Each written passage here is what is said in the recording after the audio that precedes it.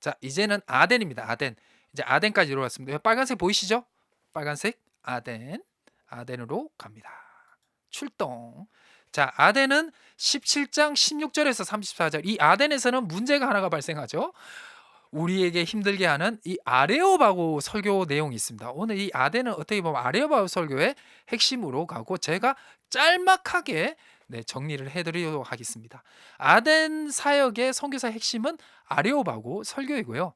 이방인들을 향해서 전해진 바울의 설교입니다. 특히 이 아덴은 철학자들이 많았잖아요. 철학자 하면 우리가 더 유명한 다 아테네죠. 아테네 뭐 플라톤, 아리스토텔레스, 그리고 또 가장 유명한 플라톤의 스승인 소크라테스. 네, 다 그러죠. 그래서 이 그 철학자들까지도 이해시킬 수 있는 그 바울의 아주 멋진 설교가 바로 이 아리오바고 설교고요. 지금 우리나라의 많은 대부분의 목사님들이 이 아리오바고 설교와 같은 설교를 많이 하십니다. 네, 그리고 저희 목사님도 최근에 이 아리오바고 설교의 어떤 비슷한 메시지를 또 전하셨고요. 이 새벽기도 2일 전인가 3일 전에도 이렇게 전하셨습니다. 수요일 때도 이렇게 했던 것 같습니다. 딱 들으시면 딱 하십니다. 그래서 목사님의 설교는 대부분의 성경을 기반으로 했다라고 보시면 되겠습니다. 자, 그리고 세 번째, 기독교의 자기 정체성을 규정하는 내용이라고 보시면 될 것 같습니다. 자, 아리오바고의 설교의 개관인데요. 혹 뭐 성경책에 적어놓을 수 있으면 아주 좋습니다. 그 아리오바고를 할 수밖에 없었던 설교의 배경이 16절에서 21절까지. 그리고 아리오바고의 핵심적인 내용은 22절에서 31절까지. 요거 제가 오타난데요. 잠깐만. 정리를 하겠습니다. 자, 그리고 설교의 결론은 32절에서 34절까지라고 보시면 될 것 같습니다. 하는 김에 좀 더 완벽하게. 자, 이제 아리오 설교에 대해서 들어가도록 하겠습니다. 자, 아리오바고의 설교의 개관은요, 설교의 배경을 먼저 보시면 우상으로 가득 찬 도시에 대한 바울의 분노로부터 시작이 됩니다. 이 아테네가 철학자의 도시인데 어떻게 이렇게 우상이 많느냐. 그 중에 뭐가 있었냐면 이 아리오바고 쪽에 알지 못하는 신, 그러니까 신상이 없는 단이 있었어요. 그러니까 자기들이 생각하는 그 많은 신들이 있는 뭐 제우스도 있고 막 여러 신들이 있지 않습니까? 그런데 자기들이 똑똑한 척을 한 거죠. 자기들 알지 못하는 신도 어디에 있을 것이다. 그 신들을 위한 제단이 있었어요. 그걸 보고 바울이 분노를 하죠. 어떻게 이 철학자들이 우상으로 가득 찬 것을 인정할 수 있는가? 뭐 그런 거죠. 그래서 회당과 시장에서 먼저 사람들과 변론을 합니다. 그러니까 어떤 토론을 하는 거죠. 예수님이 부활이 있냐 없냐 막 이런 거. 예수님의 죽으심과 부활에 대한 그 바울의 설교의 핵심은 그거였기 때문에 이 아테네 사람들, 특히 이 그리스 사람들의 이 생각으로는 어떻게 죽은 자가 다시 살아날 수 있느냐? 이거는 이성적으로 불가능하다. 근데 그것도 불가능하지 않습니까? 우상이 하여튼 뭐 그렇습니다. 이렇게 사람이라는 게 좀 아이러니한 부분이 있습니다. 자, 이 폴틸리라는 이 신학자가 있는데요. 이분이 엄청나게 중요한 것을 이야기를 해줬습니다. 사람이요, 자기의 종교심이 그 사물을 판단하는 기준이 된답니다. 그러니까 내가 그리스도인이잖아요. 내가 그리스도인이고 창조론을 믿으면 달이라든지 또 나무라든지 바다를 볼 때 저건 하나님의 창조물이다 라고 판단을 한대요. 근데 그의 종교관이 예수님을 믿지 않고 창조론을 믿지 않으면 뭐 그냥 그건 뭐 바다지, 뭐 그거는 뭐 그냥 태양이지, 이렇게 본다는 거예요. 그런데 원래 대부분의 사람들이 착각하는 것 중에 하나가 종교심은 따로 세상을 바는 관점은 따로 이렇게 생각을 한 거예요. 내가 예수님을 믿더라도 걔는 걔다, 저건 하나님의 창조물이 아니다, 이렇게 한다고 생각을 한 거예요. 근데 그게 아니라는 거예요. 이 폴틸리라는 철학자가 그것을 증명을 하고 그것을 주장을 했습니다. 사람이 어떤 종교관을 가지냐에 따라서 세상을 바라보는 시점이 달라진다라는 것이죠. 그리고 사물을 보는 판단력도 달라진다. 달라진다는 것입니다. 그렇기 때문에 우리가 어떤 삶의 문제와 어려움도 보는 관점이 달라진다는 것이죠. 달라진다는 것이죠. 좀 유식한 척 했습니다. 그리고 이제 회당과 시장에서 변론을 하고, 또 에피쿠로스 학파와 스토아 학파의 철학자들과 변론을 하게 되고, 이 에피쿠로스 학파와 스토아 학파의 철학자들이 이 아레오바고라는 곳으로 데리고 갑니다. 데리고 가는데 거기는 아레스의 언덕이라는 의미를 가진 곳인데, 거기는 법정과 회집 장소였대요. 이 아레오바고는, 언덕은. 그래서 거기로 데리고 가서 설교를 해라. 왜? 법정과 회집 장소이기 때문에 거기 가서 설교하면 연설하면 사람들이 들을 수 있는 것이기 때문에. 그래서 이 에피쿠로스와 학파와 이 스토아 학파, 이 철학자들이 바울을 아레오바고 언덕에 데리고 가서 거기서 설교를 하게 했다라는 것입니다.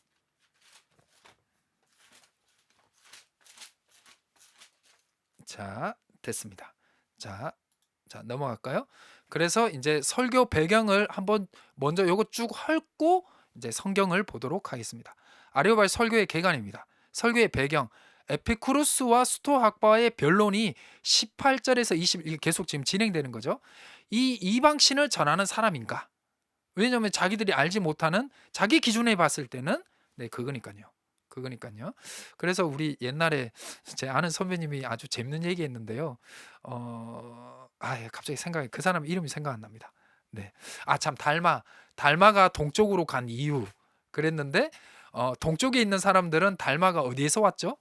네, 서쪽에서 왔다. 뭐 이런 관점 차이인 것 같은데, 그 이제 그리스 아테네 사람들 입장에서는 이 바울의 이제 어떤 메시지와 이제 가르치는 이 예수 그리스도가 이방신이 아닌가 이러는 거죠. 그래서 바울이 예수와 또 부활을 전하게 됩니다. 예수의 속죄와 부활을 전하게 되고요. 그들이 바울을 아레오바고로 인도를 하게 되고, 새로운 가르침의 호기심에 그거를 듣기를 원하는 것이죠. 아까 설명을 했죠. 그래서 설교 내용을 이제 바울이 이제 이야기를 하는데, 요거 설교 내용을 들어가기 전에 우리 성경을 한번 훑고 가도록 하겠습니다. 자, 바울이 아덴에서 누구를 기다렸죠? 앞에 이제 실라와 디모데를 기다렸죠. 우상이 가득한 것을 보고 마음이 격분합니다. 우상이 가득한 거 어디에? 네, 아덴에. 그래서 회당에서 유대인과 경건한 사람들, 여기서 경건한 사람들은 그 하나님을 경외한 이방인들이겠죠. 그들과 또 장터에서 날마다 그들과 변론했습니다. 변론. 이들만 변론한 게 아닙니다. 아까 얘기했죠. 에피쿠로스와 스토아 철학자들과도 바울이 쟁론할세. 그래서 어떤 사람이 이라는 거예요. 이 말쟁이가 무슨 말을 하고자 하느냐? 어떤 사람이 이르되 이방신을 전하는 사람인가 보다. 바울이 예수와 부활을 전하기 때문에, 여기서 예수와 부활을 전한다는 것은 예수님의 속죄와 부활을 전한다고 보시면 됩니다. 십자가와 부활, 즉 예수님을 전했다고 보시면 되겠습니다. 그래서 그를 붙들어 가지고 이 에피쿠로스 학파와 스토아 철학자들이, 이 사람들이요, 이 바울을 붙들어 가지고요, 아레오바고 언덕으로 이제 데리고 가는 겁니다. 이제 아까 아레스의 언덕이라 그랬죠. 자, 내가 말하는 이 새로운 가르침 무엇인지 우리가 좀 알기를 원하니까 좀 이야기 좀 해봐라 라는 것이죠. 그래서 내가 어떤 이상한 것을 우리에게 귀에 들려주니 그게 무슨 뜻인지 알고 싶다라고 하는 것입니다. 그래서 모든 아덴 사람과 거기에 나그네와 애구의 새로운 것들을 말하고 듣는 것 외에 달리 시간을 쓰지 않았다. 네, 그들이 이제 호기심이 많았다는 거죠. 그래서 바울이 22절부터 이제 설교를 시작하는 것입니다. 아레오바고 가운데 서서 당당하게 쓴 거죠. 당당하게 서가지고요, 아덴 사람들아, 너희를 보니 범사에 종교심이 많도다. 먼저 칭찬을 합니다. 칭찬을. 그래서 요거 할게요. 내용이 22절부터 31절 먼저 정리하고 성경을 보도록 하겠습니다. 아덴인들의 높은 종교심을 먼저 칭찬을 합니다. 22절에서. 아까 했죠. 아덴 사람들아 너희를 보니 범사에 종교심이 많다. 그런데 23절에 바울은 알지 못하는 신이 새긴 단을 발견한 후에 아덴인들이 알지 못하는 신을 전하고자 합니다. 그래, 너희가 알지 못하는 신의 단이 있으니까 너희가 모르는 신에 대해서 내가 전하기를 원한다. 그분이 누구죠? 바로 예수 그리스도죠. 예수 그리스도를 전하게 됩니다. 그런데 이들이 예수 그리스도에 대해서 잘 모르니까 하나님, 창조주 하나님에 대해서 먼저 가르칩니다. 즉 하나님에 대해서 먼저 가르치게 되는 겁니다.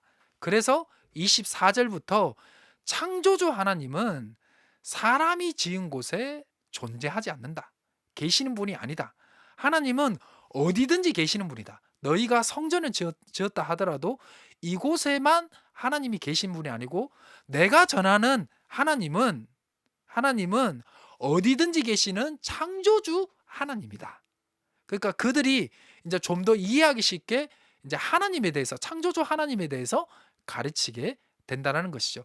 솔로몬도 성전을 짓고 성전 봉헌식에서 그 성전 앞에서 기도할 때 하나님이 어떻게 이 성전에 거하시겠습니까? 라고 할 정도로 솔로몬의 이해에서도 지혜의 왕이었던 솔로몬도요, 하나님이 성전에만 머무르는 것이 아니라 어디든지 계시는 분이라고 그 또한 고백을 하고 있습니다. 그래서 우리가 하나님의 집을 지었으니까 이곳에 좀 임재해 달라고 그렇게 기도하고, 여기서 백성들이 기도할 때 하나님 들어주십시오 라고 한 것이죠. 자, 그것을 바탕으로 지은 이제 노래가 아버지여 고쳐주소서 이 나라, 이제 이 복음성가죠. 자, 이제 25절, 사람의 도움을 받는 분도 아니다. 그 하나님은, 내가 전하는 하나님은 오히려 그분은 우리에게 도움을 받고 경배를 받을 때 아이고 좋다라고 하고 하는 어떤 너희의 재물을 맨날 원하는 그런 어떤 좀 상스럽게 얘기하겠습니다. 구걸하는 분이 아니다. 구걸하는 분이 오히려 너희에게 경배를 받기보다 오히려 너희에게 무엇을 주는 분이다. 생명과 호흡과 만물을 주시는 분이시다. 그리고 너희에게 무엇을 줬냐? 이 땅을 창조하실 뿐만 아니라 26절에 너희가 살아갈 수 있도록 경계까지 지어주면서 평화롭게 살기를 원하시는 분이다. 그러니까 너희가 살 수 있도록 이 세상을 만드신 분이 내가 전하고자 하는 하나님이고, 그 이제 이후에 더 진행이 됐으면 그 예수님까지 가겠죠. 그 하나님이 우리를 위해서 우리의 죄를 대속하고 다시 함께하기 위해서 그의 아들 독생자인 예수 그리스도를 보내셨다라는 것을 이제 전하려고 하는데, 이제 그 부분에 대해서는 여기에서는 자세하게 나오지는 않습니다. 결국 예수님의 부활을 전하기는 합니다. 그래서 26절에 인간은 삶의 공간 했죠. 그래서 27절에 그랬기 때문에 하나님은 우리가 이 하나님의 창조의 세계이기 때문에 이 창조물을 통해서 누구를 찾을 수 있다? 하나님을 찾을 수 있다. 그래서 종교개혁자, 우리 장로교의 시작을 어떤 그 정치적 구조를 만들고 신학의 기초를 마련한 종교개혁자 칼빈은 그 기독교 강요 1권에서 뭐라고 얘기하냐면 인간의 몸에는 뭐가 있다? 종교의 씨앗이 있다. 그렇기 때문에 하나님이 이 세상에 하나님의 알만한 것들을 많이 이제 이 창조물에 심어놨기 때문에, 왜냐 하나님이 이 세상을 창조하시기 때문에 그 종교의 씨앗을 통해서 자기가 조금만 더 생각을 하면 하나님이 없다고는 말할 수가 없다라고. 제가 왜 이렇게 열불을 내죠? 네, 원래 제 스타일이 이건데 네, 이렇게 합니다. 그래서 하나님의 창조물을 통해서 하나님을 발견할 수 있다라고 이제 설교를 합니다. 그래서 우리가 그를 힘입어 살며 기동하며 존재한다. 이거는 이제 그 당시 속담이라는 이제 인용글이 있는데, 유명 인용글이 있는데, 그것을 바울이 사람들이 알기 쉽도록 하기 위해서 이렇게 설명을 한 겁니다. 하나님이, 그 하나님을 통해서 우리가 힘을 입고 살고 그의 힘에 의해서 우리는 살아갈 수 있다는 것을 28절에 설교를 하게 되고요. 29절에서 우상을 비판하게 되고, 30절에서 하나님이 관가하지 말고 회개해야 된다. 너희가 회개해야 된다. 그래서 31절에 하나님의 심판에 대한 경고와 예수님의 부활을 전하면서 이 설교의 내용을 마무리를 하게 됩니다. 그래서 설교의 결론으로 가시면 예수님의 부활의 설교에 조롱을 하는 자들이 생기고요. 그리고 관심을 가지는 자들이 발생을 하게 됩니다. 그리고 33절과 4절에 보면 바울을 이제 바울이 이제 떠나게 되고 이제 소수의 이제 그 자리를 이제 떠나게 되죠. 자, 우리 볼까요? 17절, 33절. 네. 바울이 이제 그 아레오바고를 떠났을 때 소수의 믿는 자들이 발생하게 되는데 그들이 누구냐면 아레오바고의 관리, 그리고 디오누시우스라는 어떤 자매, 그리고 아레오바고의 관리인 디오누시오스와 디말이라는 자매 이제 여성과 다른 몇몇 사람들이 예수님을 믿게 된다라는 것입니다. 그 소기의 성과는 이루게 된다는 것이죠. 그리고 조롱하는 자, 관심 가진 자, 또 이렇게 있었지만 적은 수의 믿는 자들도 발생하게 되었습니다. 자, 요게 이제 아덴까지의 내용입니다. 자, 여기까지 하고 이제 그 다음 요 잠깐 10분 쉬시고요. 이제 본문 이제 아레오바고 설교 본문을 다시 한번 쭉 훑고 이제 고린도로 해서 오늘 마무리하도록 하겠습니다. 잠깐 5분 정도 쉬겠습니다. 5분 정도 쉬겠습니다. 3시 5분에 이제 잠깐 시작을 하도록 하겠습니다.